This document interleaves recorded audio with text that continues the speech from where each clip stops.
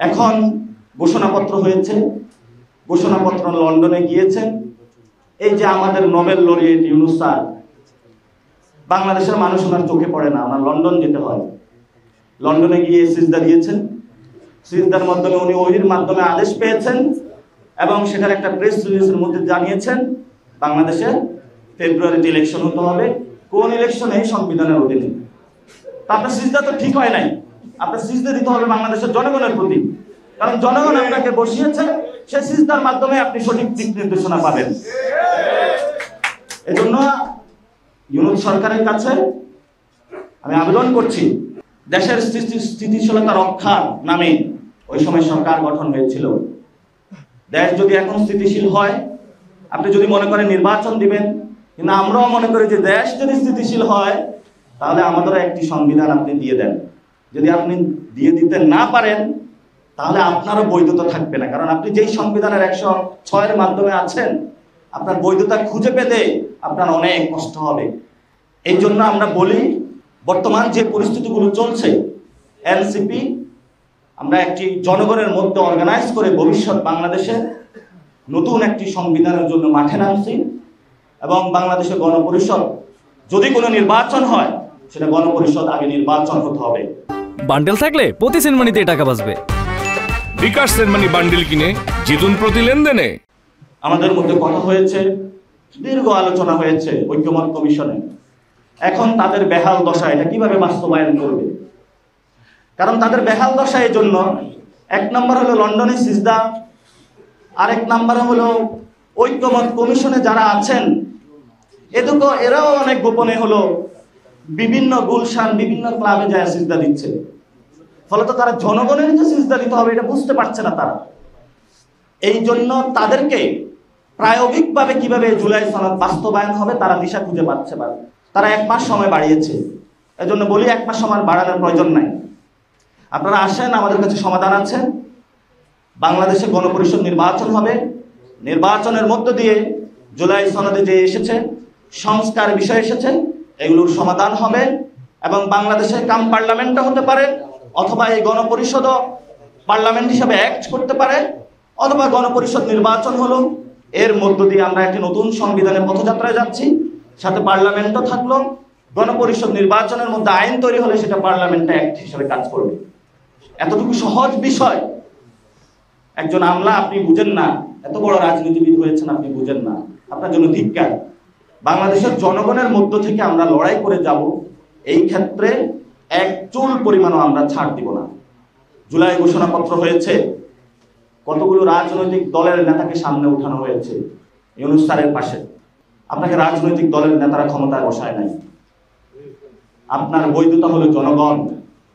আপনার উচিত ছিল জুলাই ঘোষণাপত্র কোন রাজনৈতিক নেতৃবৃন্দকে শহীদদের সাথে রেখে আপনাকে জনগণ শহীদ ফ্যামিলি নিয়ে একসাথে দাঁড়িয়ে এই জুলাই ঘোষণাপত্র দেওয়া আপনার উচিত ছিল। আপনি জনগণের সাথে গাদ্দারি করেছেন, বেইমানি করেছেন, এটা ইতিহাসে লেখা থাকবে না।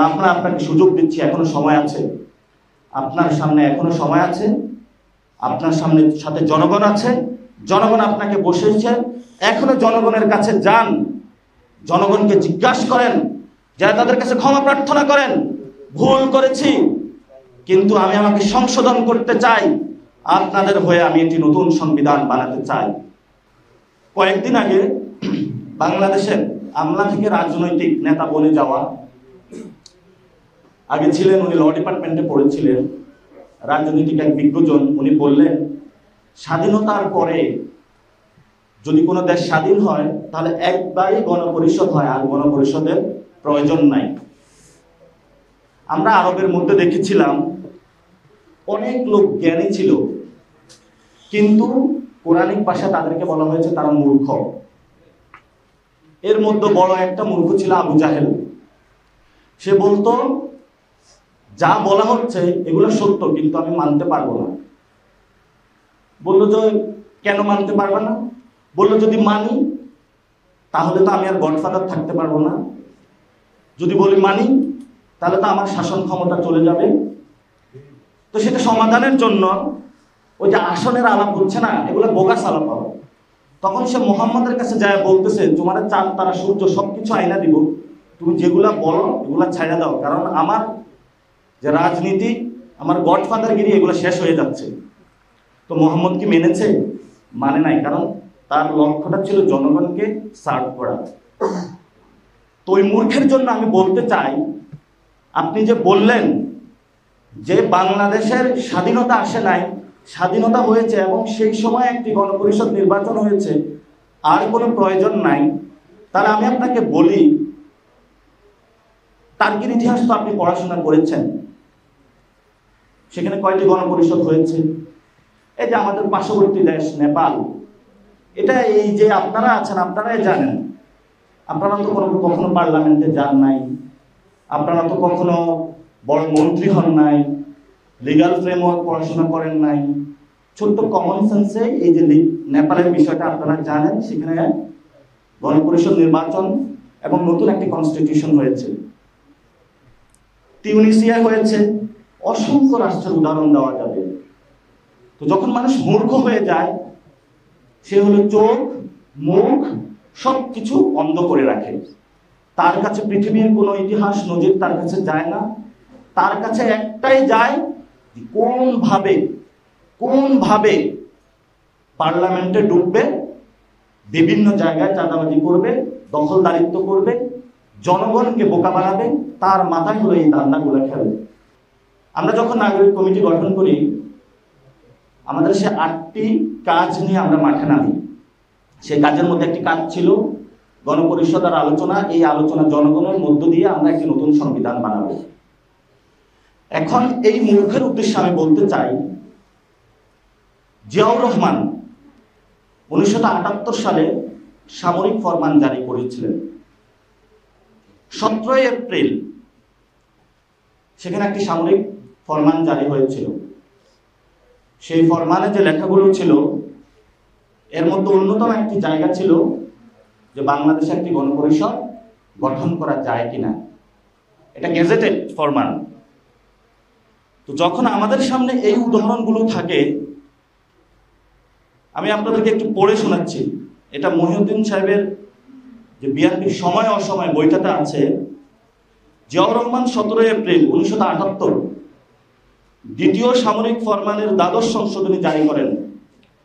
এই আদেশের উল্লেখযোগ্য বিষয়ের মধ্যে ছিল রাজনৈতিক দলবিধি বাতিল করা এবং প্রকাশ্য রাজনীতির অনুমতি দেওয়ার ঘোষণা।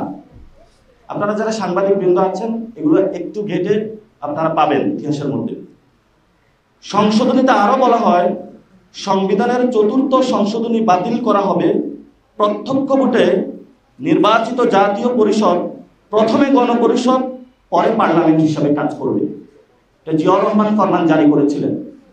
যে এই যে মূর্খ আবু জাহেল কথাটা বলল, ইতিহাস পড়াশোনা না করে, জিয়াউর রহমানের জীবন না জেনে জিয়াউর রহমানের পিছনে রাজনীতি করতেছেন, এই মূর্খদের উদ্দেশ্যে আমরা বলতে চাই যে এখনো সময় আছে। যদি বুঝেন, বোধোদয় না হয়, বোধোদয় জাগ্রত করার জন্য আমরা আছি। আর যদি না বুঝেন, আসেন, বোঝানোর চেষ্টা করব। এখন একটি শব্দ আসছে 1-11। 1-11 কেন আসছে? কারণ বাংলাদেশে যে সিচুয়েশন, এই সিচুয়েশনের মধ্য দিয়ে সরকারি দল বিরোধী দল একসাথে বসার কোনো পরিস্থিতি নাই। রাজনৈতিক দল বহুদলীয় যে গণতন্ত্র বলা হচ্ছে, বাংলাদেশে কখনো বহুদলীয় গণতন্ত্র হয় নাই। যদি বহুদলীয় গণতন্ত্র হতো, তাহলে বাংলাদেশে 1-11 মতন পরিস্থিতি সৃষ্টি হতো না। একটি রাজনৈতিক দল যখন ক্ষমতায় যায়, সেই দল ক্ষমতার মধ্য থেকে এই সংবিধানের অধীনে জনগণের উপরে যত ধরনের অত্যাচার করার প্রয়োজন সে অত্যাচার করে। যখন জনগণ সংগ্রাম করে, তারা পালিয়ে যায়, বিরোধী দলের কোনো স্পেস থাকে না।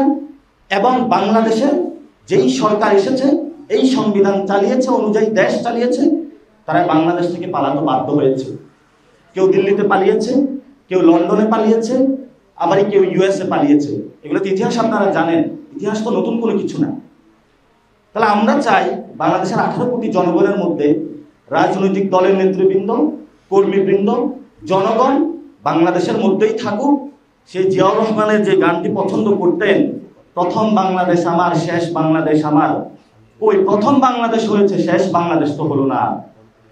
যদি আপনাকে শেষ বাংলাদেশ করতে হয় তাহলে আপনাকে অবশ্যই দেশে আসতে হবে, অনলাইন থেকে বেরোতে হবে, জনগণের সম্মুখে আসতে হবে। দেশ এখন স্বাধীন, জনগণের মধ্যে আইসা আওয়াজ তুলতে হবে, আমি একটি গণপরিষদ নির্বাচন করতে চাই, শেখ মুজিবের সংবিধান মানি না, নতুন একটি সংবিধান বানাতে চাই। তাহলেই জনগণ আবার আপনাকে বরণ করে নেবে। যদি ইতিহাস থেকে শিক্ষা না নেন তাহলে সেই সুদূর প্রবাসে আপনাকে পড়ে থাকতে হবে।